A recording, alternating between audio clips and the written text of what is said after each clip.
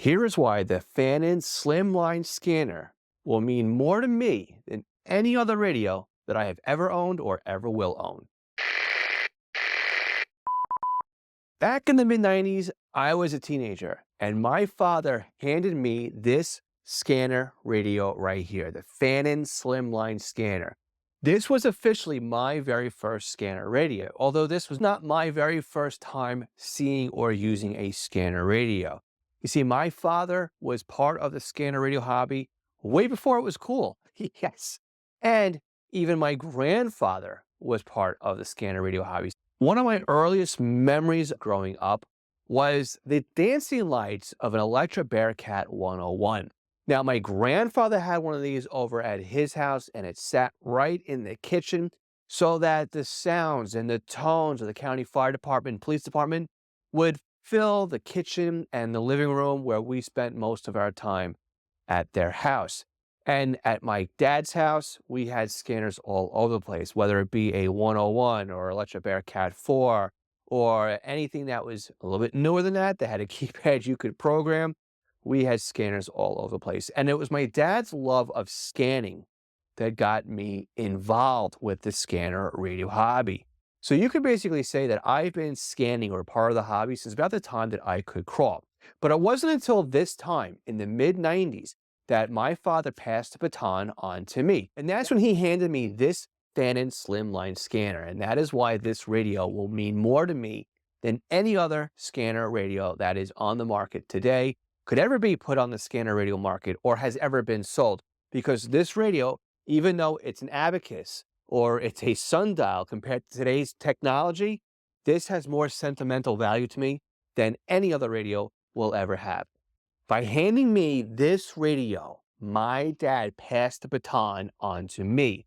This is when my hobby completely took off. I had my own radio. I didn't have to start messing with the switches and the buttons on his. I wasn't programming my own banks in his radios as much. It's the time when I actually had something that I can turn on and use for myself. And really, it was another step in the direction that brings me here in front of you today. Let's take a look at this radio and see what scanning was like several decades ago. Now, I would love to put batteries in this radio. I would love to turn it on.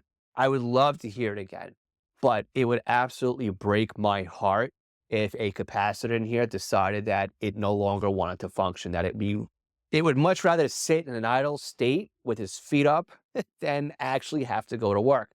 Because again, I was given this radio roughly 30 years ago, and this radio is probably 20 years older than that, making this something that's been manufactured almost 50 years ago.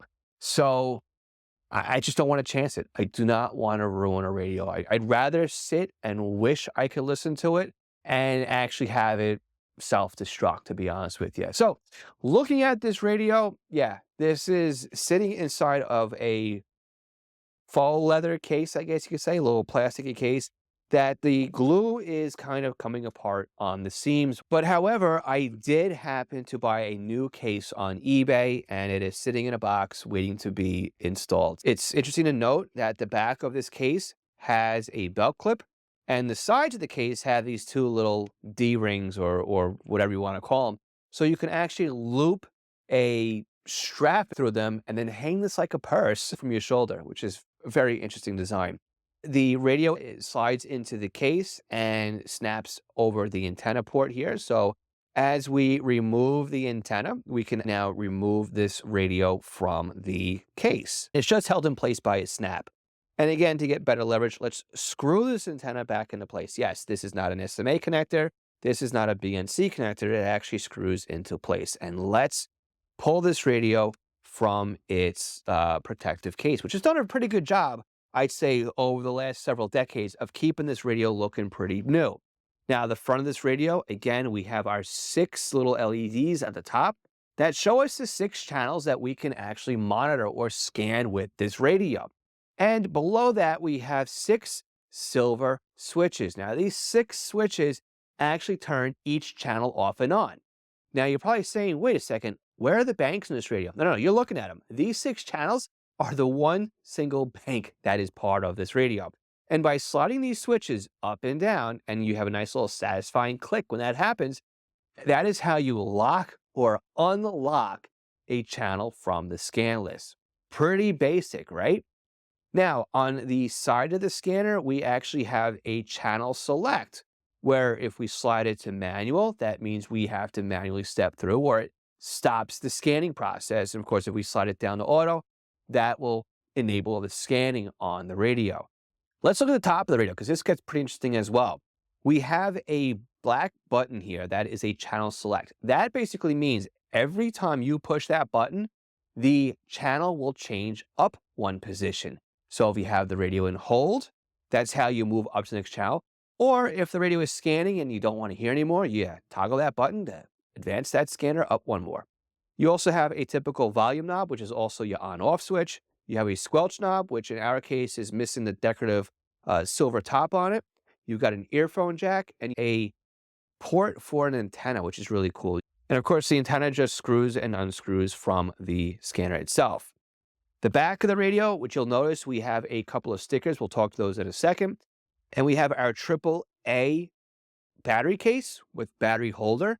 And again, I can't force myself to have to put batteries in here. And of course, on the side of the radio here, we have an external power source and a little port here for a charger. Now, interesting fact about this radio is that there used to be a small brick or small box that would basically be an interface box that would allow this radio to charge. So you would plug your external wall wart into that box, and then it would have a wide pigtail on it.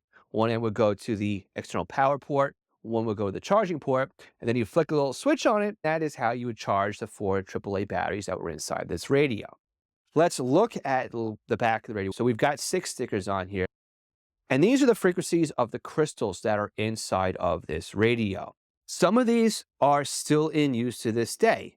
Some of these aren't. And that is just something that we look at here and say, wow, times have certainly changed. Like the NASA helicopter on 153.74 and the third and 6 on 478.9125. They are now on a P25 UHF system, and they are encrypted. However, if I want to use this radio right now to monitor 4610, 4632, 4646, or even 155.325, yeah, those are all still active. All these years later, this radio will still work on those channels. Before we open up this door right here and show you what the crystals look like and how they go into the radio and everything else, I just want to take a moment here to thank my Patreon supporters. My Patreon supporters is what makes it possible to bring this podcast over to YouTube. By being a Patreon supporter, you get different types of benefits with each tier. And one of those benefits is getting this podcast early before it releases to the general public. If you want to help support this podcast and be a Patreon supporter, please go to scannerschool.com/Patreon. All right, let's open up the door on the back of this scanner and take a look at the crystals.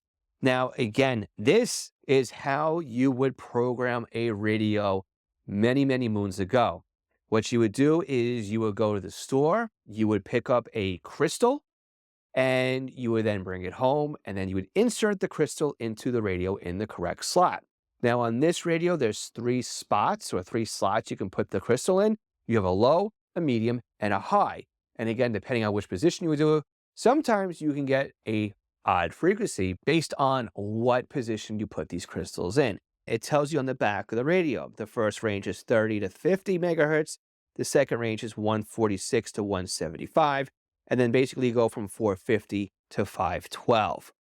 So let's take a look at a crystal and how these would go in. This is a crystal. It is basically a silver rectangle with 2 pegs on the end of it. And those 2 pegs are inserted into the slots on your scanner.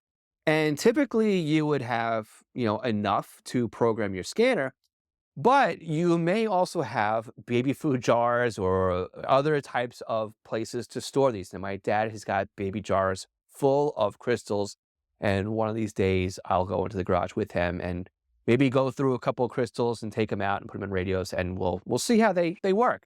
But for now, again, like I said, we're not going to fire up this radio. We're just going to go ahead and put this crystal back into its home by just sliding it in there and then closing the door and putting it back to rest here. Again, this was the radio that basically got this started for me.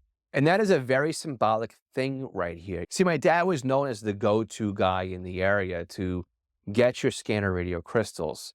And they weren't cheap, by the way. If you think that paying for an upgrade right now by Uniden for a waterfall display or NXDN, imagine paying a couple bucks just for each crystal you'd want to buy. So not only did you have to buy the radio, but you had to buy the crystals too. Yeah, hidden fees have always been a part of the scanner radio hobby. But going back, my dad was the guy that you go and visit. And he worked at a marine shop on the Nautical Mile in Freeport, New York. And the funny thing is every once in a while, I'll get somebody who says, hey, Phil, I remember many years ago seeing your dad and buying crystals for my scanner.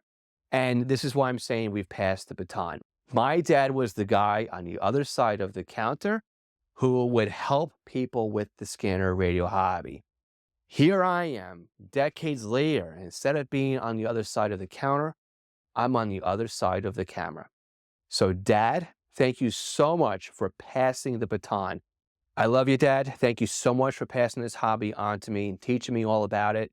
And then in turn, now I am able to teach others about this hobby as well. And for all of you watching or listening to this podcast episode, why don't you go ahead and tell me if you have a story just like this, or if there's a radio in your collection that you will never, ever part with. You can leave me a comment down below if you're watching this on YouTube, or you can be a part of our Scan Nerds community. Go to scannerschool.com/Discord or scannerschool.com/Facebook group to join the rest of the Scan Nerds. Links to both are in the description, and I look forward to reading your comments.